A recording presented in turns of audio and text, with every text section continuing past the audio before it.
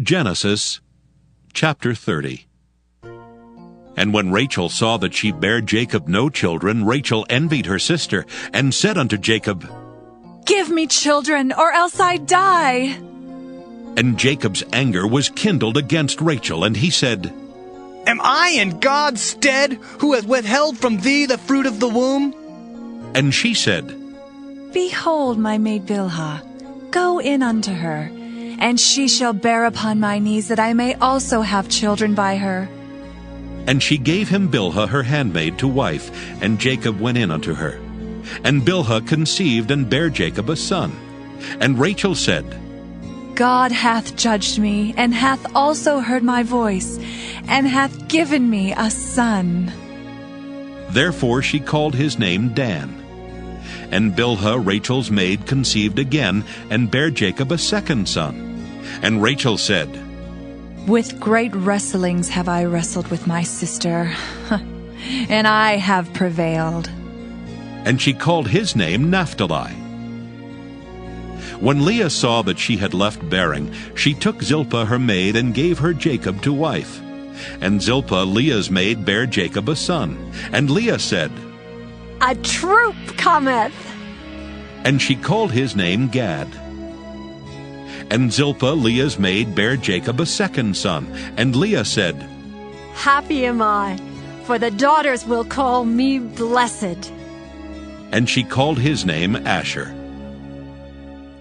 And Reuben went in the days of wheat harvest, and found mandrakes in the field, and brought them unto his mother Leah. Then Rachel said to Leah, Give me, I pray thee, of thy son's mandrakes.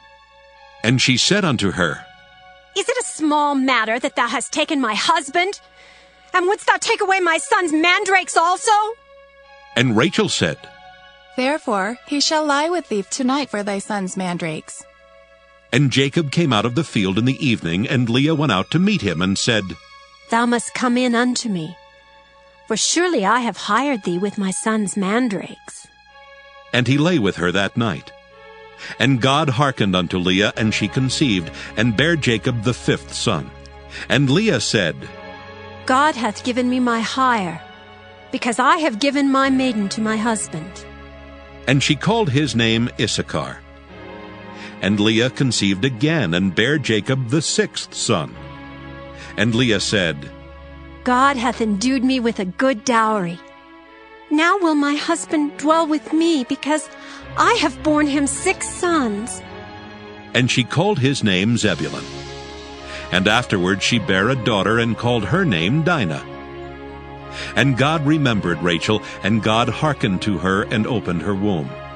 And she conceived and bare a son, and said, God hath taken away my reproach. And she called his name Joseph, and said, The Lord shall add to me another son.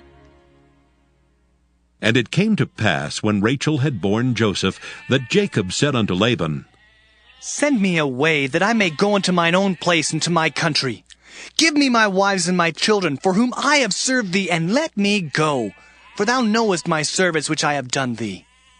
And Laban said unto him, I pray thee, if I have found favor in thine eyes, tarry, for I have learned by experience that the Lord hath blessed me for thy sake.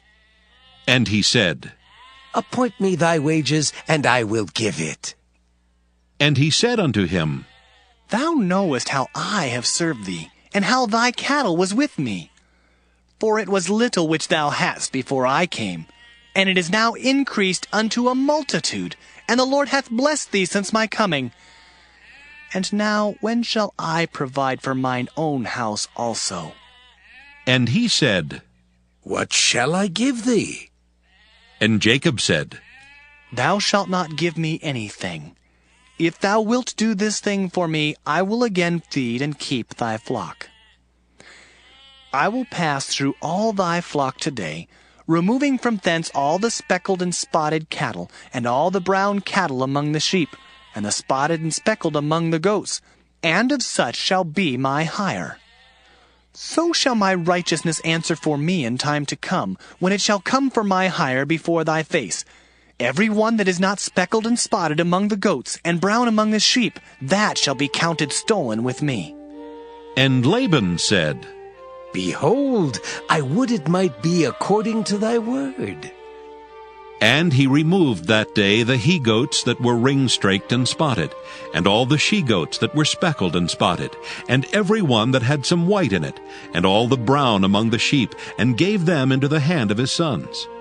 And he set 3 days' journey betwixt himself and Jacob, and Jacob fed the rest of Laban's flocks. And Jacob took him rods of green poplar, and of the hazel and chestnut tree, and pilled white strakes in them, and made the white appear which was in the rods. And he set the rods which he had pilled before the flocks in the gutters and the watering troughs, when the flocks came to drink, that they should conceive when they came to drink. And the flocks conceived before the rods, and brought forth cattle ring-straked, speckled, and spotted. And Jacob did separate the lambs, and set the faces of the flocks toward the ring-straked, and all the brown in the flock of Laban. And he put his own flocks by themselves, and put them not unto Laban's cattle. And it came to pass, whensoever the stronger cattle did conceive, that Jacob laid the rods before the eyes of the cattle in the gutters, that they might conceive among the rods. But when the cattle were feeble, he put them not in. So the feebler were Laban's, and the stronger Jacob's. And the man increased exceedingly, and had much cattle, and maidservants, and menservants, and camels and asses.